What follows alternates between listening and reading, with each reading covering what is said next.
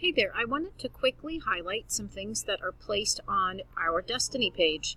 When you come to elibrary.smcps.org, you will come to the home page. Bloody Dent is how you will find information on this page. You will see that there is a choice time section, and certainly you can look through all of those links if you're interested. There are a couple that I would like to highlight: Capstone Interactive, Duolingo, Google's Auto Draw, and Wacky Web Tales.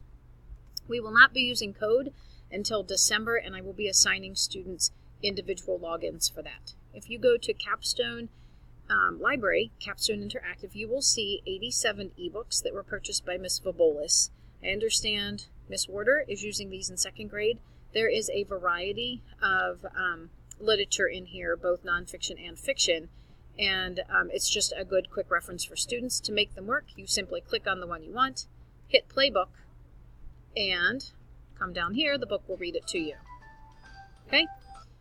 They are all read by humans, much like PebbleGo and PebbleGo Next. We do pay for these books, one-time fee, and so if you are interested in them, let me know, and I can look at what the budget looks like to add some more. Duolingo is a free language service that is provided that does not ask students for any credentials. You can see down at the bottom the different languages that are offered, and you can just toggle over to get some other offerings.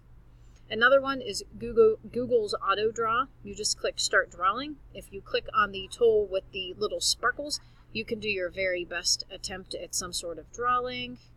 This is a great way to have students be digital creators, and then they can add their own images to whatever it is they're reporting on or making Google slide decks on for presentations to show what they know.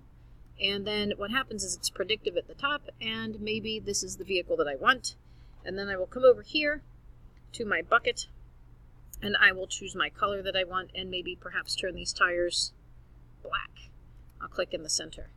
Every once in a while the whole image will change. I'm not sure if that's a quirk in the system or a user error. Could be either. To get a new slide or a new palette, you just click on the three lines and hit Start Over, and it's pretty easy to use. Another one to highlight is Wacky Web Tales. These are Mad Libs for students to use. It is a great support of different parts of speech. If students are struggling with that, they can go to the green rectangle, click Parts of Speech, find out what they need, hit the back button, and carry on with their completion. And then they hit See Wacky Web Tales, and there's their fun Mad Lib and reward for working on their parts of speech. If you have any questions, you are always welcome to stop by and ask or shoot me a quick email. I hope this was helpful.